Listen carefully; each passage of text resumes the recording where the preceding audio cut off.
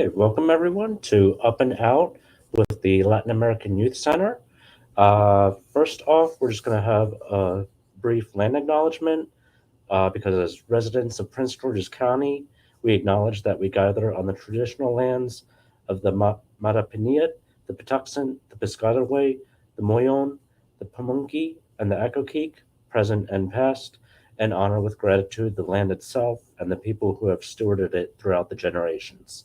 And this calls us to commit to continue to learn how to better steward the land that we all inhabit as well. And I want to thank Daniela Cedil and Gabriel Soto. They are street outreach workers for the Youth Connections program at the Latin American Youth Center, and they focus on reaching out to youth ages 18 to 24 who are at risk or currently experiencing homelessness. And they assist the youth with case management and provide them with the resources they need. And the Latin American Youth Center is located in Washington, D.C. And Daniela and Gabriel, if you guys want to add anything in before we start with the Q&A? No, thank you for having us. Thank you so much for having us. Yeah, thank you for joining us today. So I guess to start off, what does the Latin American Youth Center do for the community? I know you have various programs, academics and arts, recreation, job readiness, safe housing, and health and wellness. Yeah, sure. So the Maryland Multicultural Youth Center. So we're based in Riverdale. We have a variety of different programs. One of them being education. So right now we're working at three different schools. One being a high school, which is at High Point High School, and two being middle schools. One at William Wirt and at Buck Lodge. So the work that we do at High Point, so we're focusing on college and career readiness programs, and job readiness programs as well. And also we're preparing students at least for, I guess, the college process in their next step. And then as far as our middle school programs at Buck Lodge and William Wirt, they focus on academics and enrichments and life skill lessons. So I know from the top of my head, right now they have like anime clubs and chess clubs where kids are able to something for them to do after school. And then we also have our wellness team where we offer free STI and STD testing at our site here in Prince George's County. We also help families if they need to fill out a SNAP application. And then also we have our street outreach program, which is where Daniela and myself work at, which is we're trying to help out youth between the ages of 18 and 24 who are experiencing homelessness, whether that be with case management, providing them transportation to shelters, food and clothing. And then we also have our re-engagement team where, we noticed that a lot of youth stopped attending school throughout the pandemic, whether that be because like the lack of resources or just the sad fact that they had to start working and to provide for their families. So we try to we try to connect them back with the schools in which they were at. So I know at the beginning of the year we were working with high schools, and I believe now we're currently working with middle school and elementary schools. And also, we have a workforce program here at our Prince George's site where if there's any youth between the ages of 18 or 24 who is a resident of Prince George's County is willing to try to get a GED or, at least resume building. Also, the workforce team also offers job readiness programs where it kind of just prepares a youth, I guess, prepare them to work in a work setting. Okay. Is the Prince George's site you mentioned, is that a central location or does it rotate throughout the county? No, it's central. It's central in Riverdale. So I know you said Okay. that we do have a location in DC, but our central site for Prince George's County is in Riverdale. Riverdale. Okay. Yeah. Very cool. So is there specific outreach that you're doing with LGBTQ plus youth currently? So currently, there's not specific outreach being done to youth of the LGBTQ community. However, we do cater our services to everybody, regardless of sexual orientation, race, ethnicity. We still provide the same services. We do have different locations. So we have our Montgomery County location, our Prince George's County location, and we have our DC location. And in our DC location, we do have a housing program that does specifically cater to LGBTQ, the LGBTQ community specifically.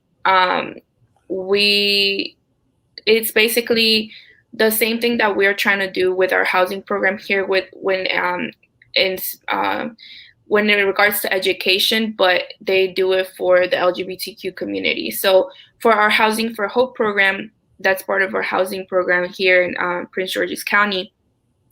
We basically, if youth ages 18 to 24 are interested in seeking higher education, they can get in their experiencing homelessness, they can get into our program through the coordinated entry system that we have in Prince George's County. But that in the DC location does the same thing, except it is specifically for the LGBTQ community. However, the housing program in Prince George's County, it does obviously it welcomes the community, the LGBTQ community as well. So I guess there's nothing specific in the Prince George's County site, but in the DC site there is that opportunity. Okay, cool.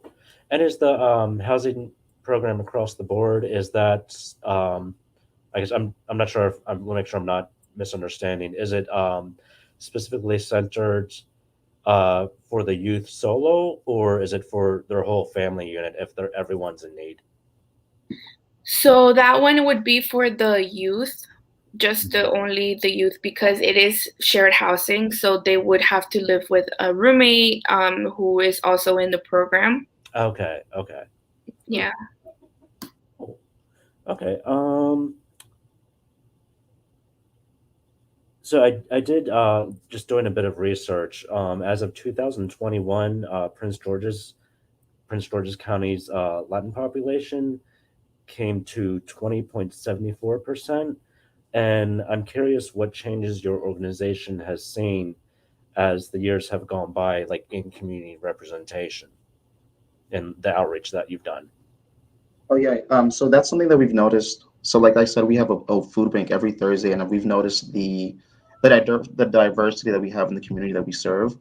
So we do serve a lot of Latinx like the community, and then we also have a lot of refugees that are within the New Carrollton area that we do see at our food banks, because sometimes we also do have a clothing drive at our food banks, and so we see that diversity that we serve, which is called we're called the Multicultural Youth Center. So it's we've noticed a shift in change, but it's the better, the more diverse that we can serve is the better. Okay. And if people want to like help out with the food bank in New Carrollton, what's the best route that they can do that? So if they want to reach out, I can definitely leave my information here if anything, but they can reach out to us, and there's always volunteer opportunities for people who are willing to serve in the food bank, and then we can get them in touch with whoever's in charge of the food bank for that week. Okay, so not just donation, but there may also be on ground volunteer opportunities. Yes, yeah. If people want to help out. Okay. Yeah. Very cool. So I guess I was curious too. Can you go a bit more into the education aspect of working with the schools? Yeah, so working with the schools, like I said, there is working with High Point, that we have our after school program, and then we also have Buck Lodge and Williamore. But I know when I first started in re-engagement, it was working with 5 different high schools. So that was Northwestern, International High School of Langley Park, International High School of Largo, Roosevelt High School, and High Point. So as far as education, we have the after school programs just to kind of have like youth used to have something to do after school instead of just like going home and like not doing anything. And then I know for within like the High Point, a lot of them are 12th grade seniors, which are in the process of looking into schools, and I know they're helping them apply for FAFSA, which is financial aid, which is really great because Um, I know a lot of the youth we encounter are first generation college students, and they need the help to apply for FAFSA. Um, and as far as education, I mean, there's the job readiness, and and it's just like enough for middle school. They have like a variety of clubs just for them to do. So Okay, okay.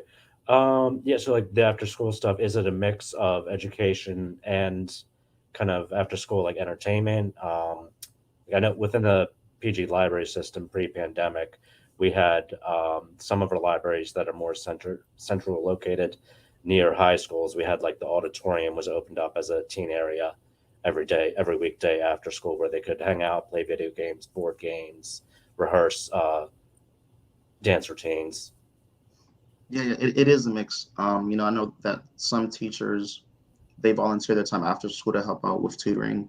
Okay. I know last year it was virtual because of the pandemic, but this year the after school program that we'll be having for William Wirt will be in person at our Oh, site.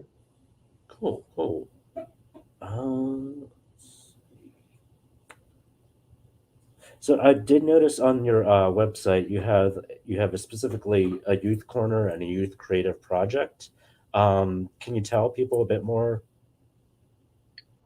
Yes. So this is something a little bit more specific to our DC site location, Okay. but we still all participate and try to do activities with youth, like Gabriel was talking about. But there are youth focused projects, and they're giving the opportunity to do different types of activities that if they would like to participate and showcase during events. And then staff are able to guide the youth through planning it and executing projects. And for example, like our murals and other projects like that. So, yeah. So is it like you mentioned murals? Is it so? Is a lot of like inter-community projects or more personal projects that they're interested in, like branching off of whether it's creative or something they need to do for school? Yeah, it's more inter-community based, but it's definitely based on what the youth is interested in. So if it's something more creative when it comes like art stuff, then they're volunteer their time or they do that project basically. Okay, okay. And are you connected with providing art supplies for them, or is it more bring your own, or are there connections with like local stores No, we that donate? definitely do provide the supplies for them. Okay, cool, cool. Um, and I guess too, are there teens that have worked with the Latin American Youth Center that have returned and are kind of helping out, giving back to the next generation? Yeah, actually, so a large part of our staff were actually members within the program when they were youth. So they've returned to help out and give back, and I guess the youth center had a great impact in their life, where they were able to return, where they felt the need, they had to I guess return something back. So I know currently 4 out of our 5 manager positions, they were at one point American members where they served, and then also some of our American members they were also part of the program when they were in middle school. So they felt the need that this is something that they want to do. So there's a large amount of our staff who have returned to help out. Oh, cool, Yeah, cool. even the CEO of uh, the Maryland Multicultural Youth Center, Lupi, she actually was a member of LAYC when she was a teenager, and now she's a CEO. So it's definitely something very inspirational. Oh, nice. Oh, that's cool. Yeah, it's definitely given that it gives the organization definitely gives the opportunity to grow in many different areas if you want to stay and give back. And like on that level, do you have like high school students mentoring like any of the younger middle school or elementary students, or? Yeah, so currently some of our American members are seniors in high school at the moment, and they're the ones who are working at Buck Lodge and William Wirt. And a lot of those students, a lot of the youth that are helping out were students at Buck Lodge Middle School or William Wirt Middle School. So it's I think they can connect with the youth more just because they experienced it at one point themselves. So I guess they saw the need to willing to give back and they signed up to become American members. Okay.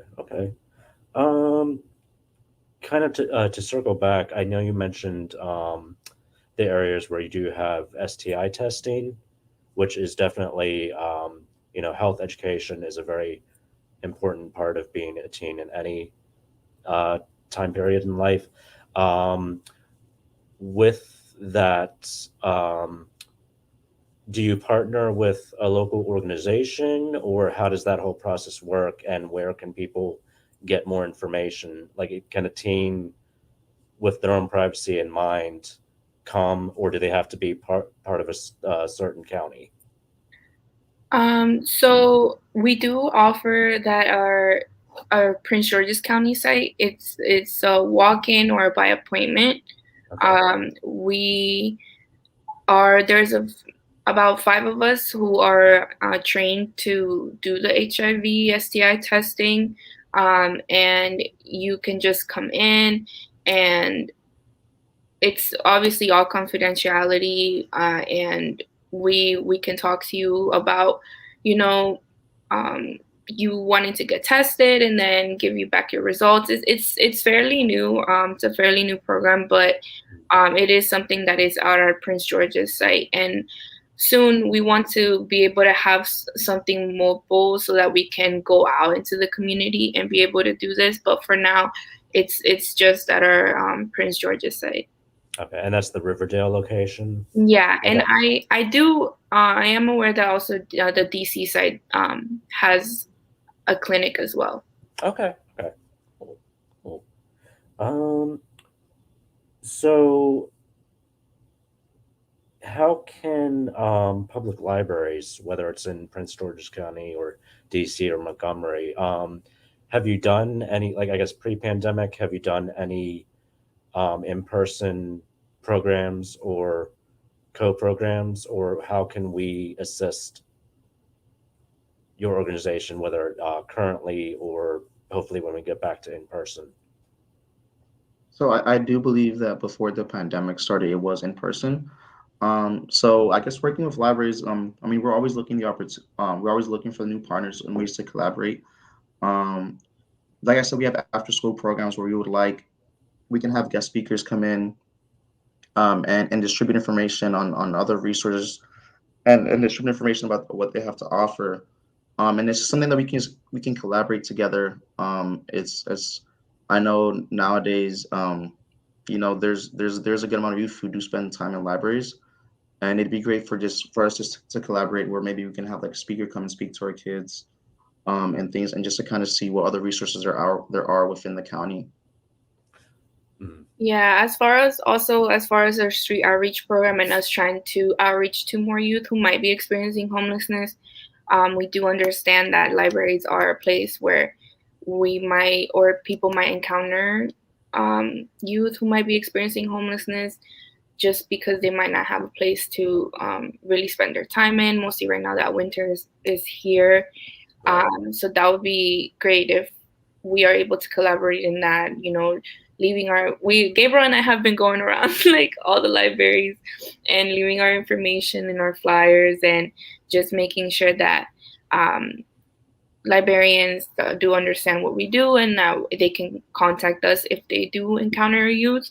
And then also for further collaborations, we are thinking about doing workshops at the Promise Place shelter, which is located in Capitol Heights, and it's a youth shelter, a youth homeless shelter. And we do want to do future workshops, and it would be amazing if we could get some of the help of the library system. Yeah. I know that most branches usually have community tables, so we definitely love to get some of your flyers and information. And then kind of going back on what you just mentioned, like what would, if a librarian or any library staff does encounter a teen or younger youth, that they think might be homeless, like what is the best advice or connection that we could, try to assist that youth in like an unobtrusive way? Yes. So the problem that we have been noticing a lot since our program started is that it's harder to encounter homeless youth just because a lot of them don't necessarily even admit to themselves that they're experiencing homelessness.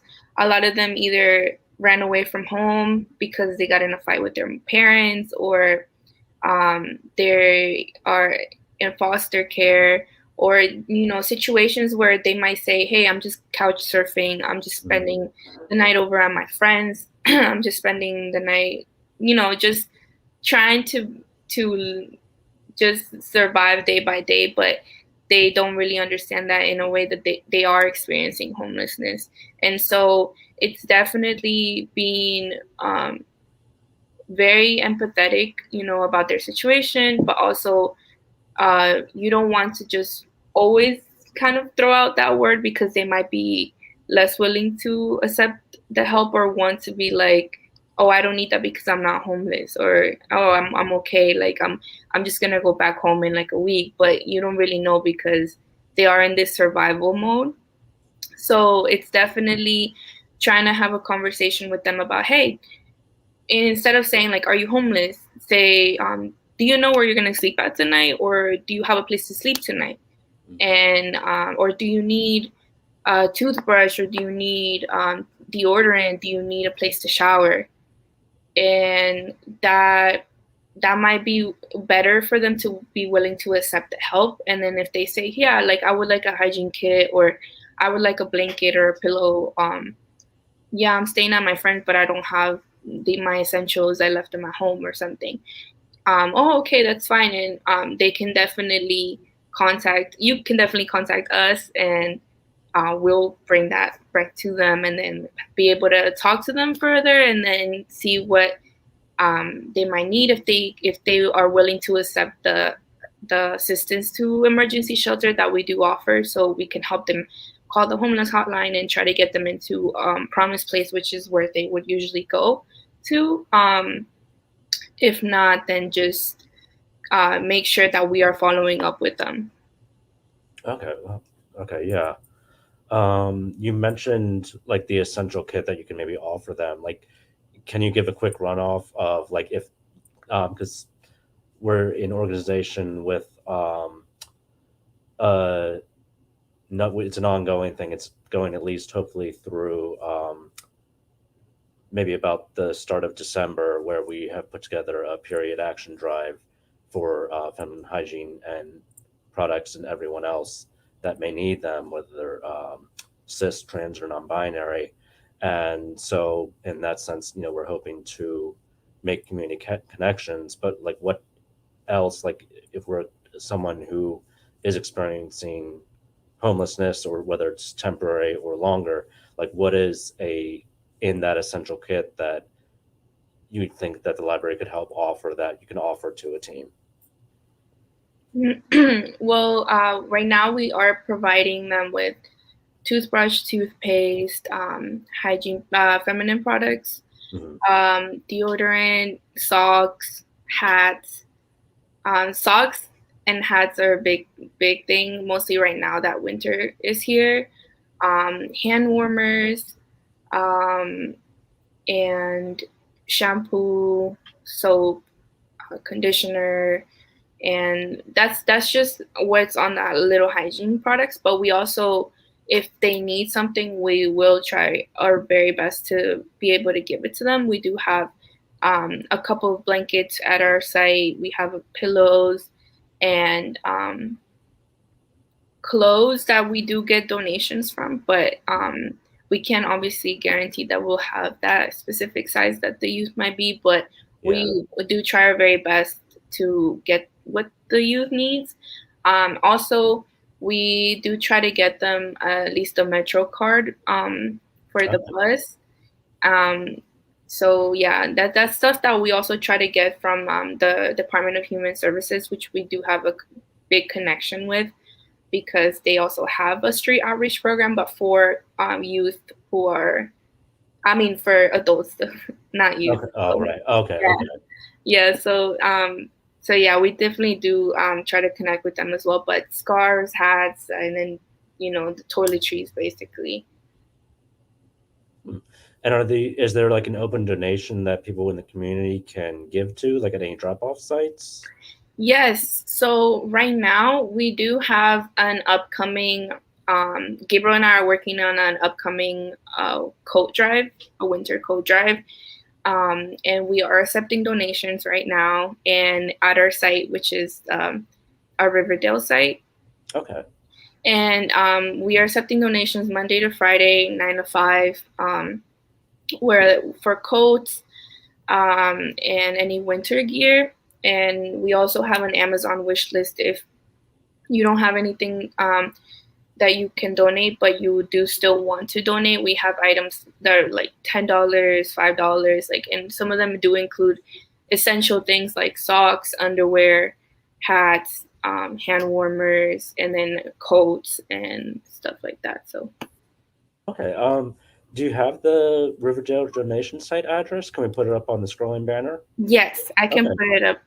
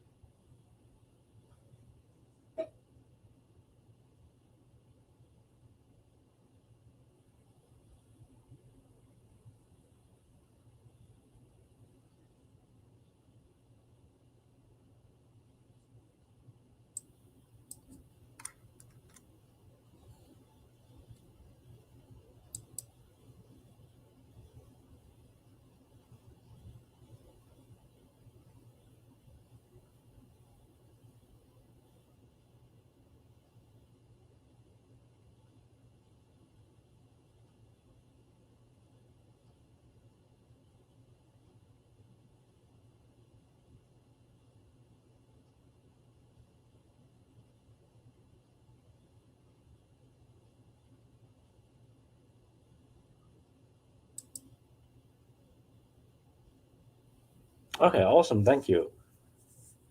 So I also noticed on your website there's a program called the Promoter Pathway. Yeah, so the Promotors Pathway program, it provides intensive case management for youth at certain schools. So there's only a number of certain schools. I really don't know at the top of my head of where our promoters are, but our referrals are made through our school staff and then our LAYC staff. And then youth are able to access a range of services through their promoter, and they're able to access all the resources that we have here at the Maryland Multicultural Youth Center. Okay, and what is the like are the promoters like adults or Yeah, it's more like an adult / mentor who they're set at a certain school. I'm at the top of my head, I'm not sure where the promoters are for our school, but they're set at a certain school. And they're just kind of they're providing the resources to youth who may need the resources. Mm-hmm. But at the top of my head, I really like want to happen to know the schools. Okay. Yeah. Let's see.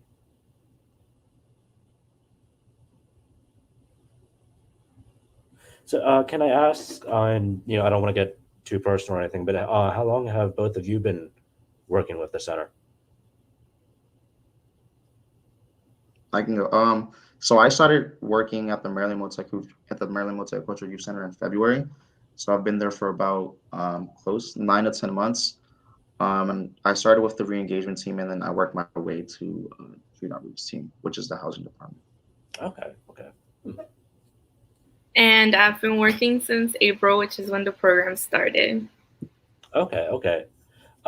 So, and how long do you know how long the Latin American Youth Center has been active? So it originally started. The original location was in DC. It is in DC. It's been around for 20 plus years. The original DC location, and I know that the Maryland Multicultural Youth Center in Prince George's County has been around maybe for a good 10 years, I want to say, but Okay. it's been around for a while now, where they've been able to provide services to the community. And where do you both see the center going to next in the community, or where do you think the greatest need is?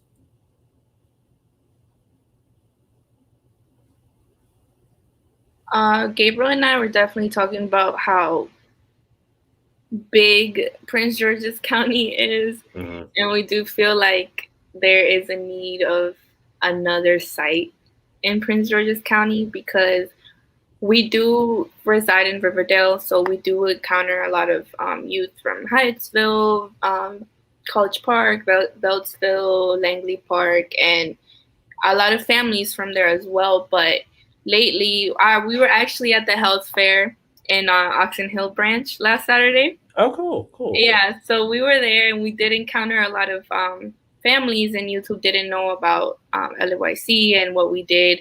And it was just, we were just talking about this and we were like, yeah, Prince George's needs another site. And it would be amazing if we would be able to get another site there just because it's so big and we have such a high need for, people knowing about our programs and stuff. And yeah, definitely.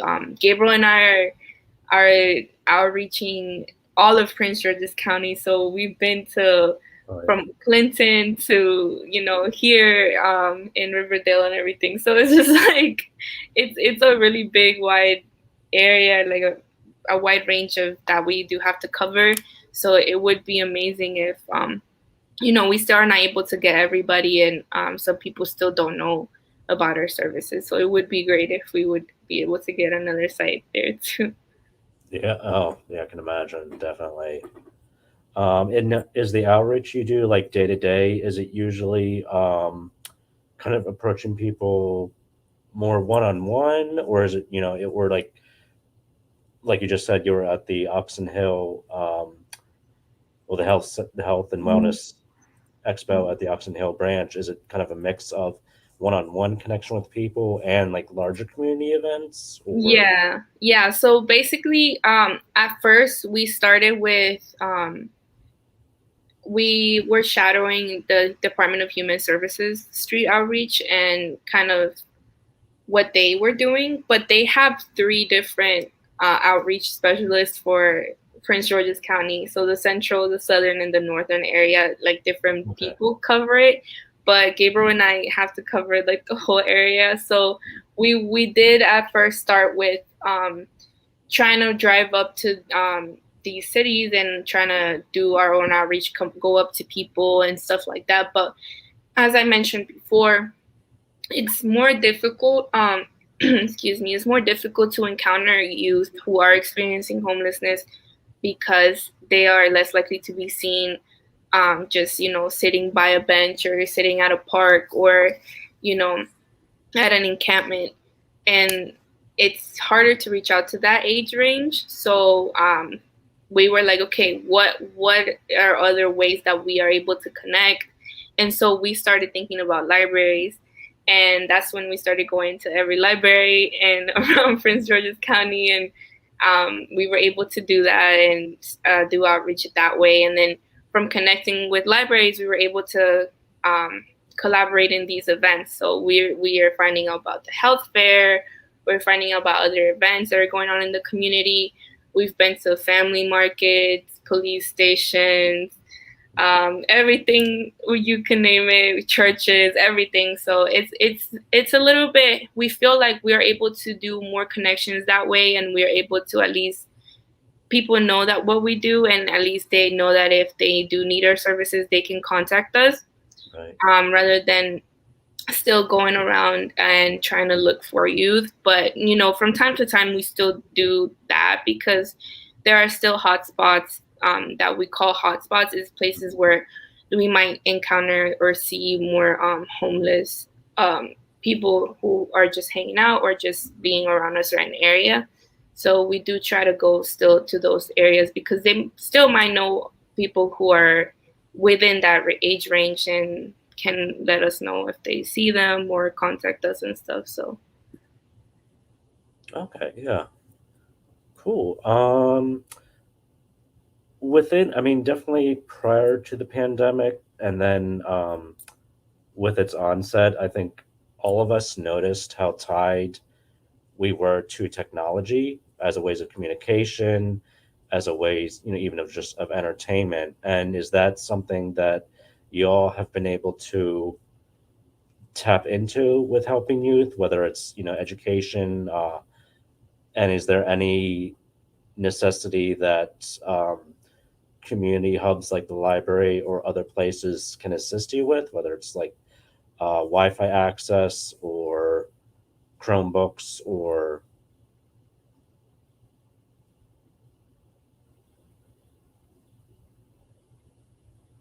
Yeah. Yes, I mean, we would definitely like I know for some of our students who are part of our GED program, they can definitely use the resources because at first I believe the classes for the GED were in person, and I know that just from the top of my head, I know there's one person who can definitely use resources of a Chromebook or a Wi-Fi router. So yeah, that would definitely be greatly appreciated. And what was the first part of the question? Sorry, I completely forgot. More just with the increase with the pandemic, just that there was the increased need for that technological communication, whether for education or entertainment. Yeah, so we're always posting on our social media site. Every day is a different department. So let's say on Friday for us, it'll be for housing. We would post flyers, our free outreach flyers, and our code drive flyers. So we're always posting our social medias to kind of keep um, just to kind of keep people informed. Okay, and what social media platforms do you have? I believe it's Instagram and Facebook, if I'm not mistaken. Yeah, so we're on Instagram and Facebook. I can definitely send the username. Okay, awesome. Thank you.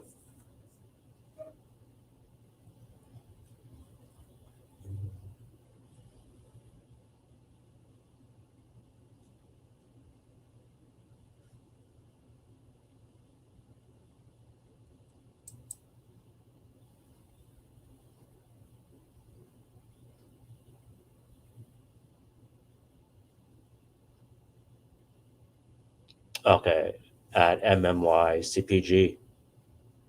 Okay, cool.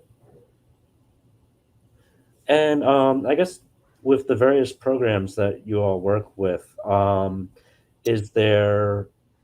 I mean, I know there's the creative output programs. Are there other ranges of programs that just are kind of more about celebration and uplift of the teens? We do have a variety of events that we do for the families of youth and the youth participating in our programs, and just anybody who would like to participate. We have Thanksgiving events, holiday events. In the summer, we have an upcoming GED graduation. We do Halloween, Fall Fest for Halloween. We definitely do a lot of variety of events that are to celebrate our youth and the families, and just feel more as a community, be more together and everything. So.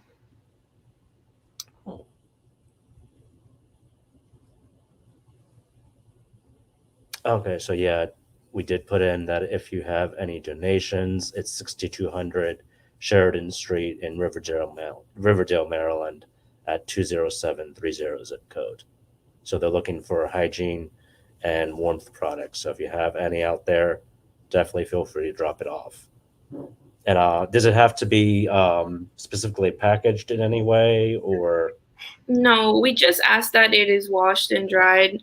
Just right. Because of we don't have that at our site, and we're not able to do it. But that would be just it doesn't have to be packed or anything. Okay. Cool. I can definitely share. Oh, sorry. I can definitely share the flyer with you all, and if you would like to share it with anybody else that you. Okay, yeah, definitely email it to either myself or Isaiah, who's doing tech. That would be great. Is there anything that y'all want to bring up that I have not touched on? No, I think you've definitely asked great questions, and we're just so glad to be here and be able to talk more about what we do and outreach about our different programs and everything. But I think we covered a lot today. So it was good.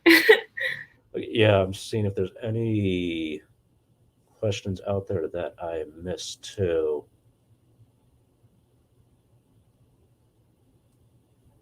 Vivian and Rachel said hello. Okay.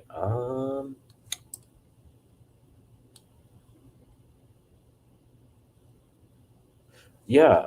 So if there's any last shout outs y'all want to make, or if there's any other, like I said, we have the physical outreach address in Riverdale. We have your social. Are there any other community connections that the library system should look into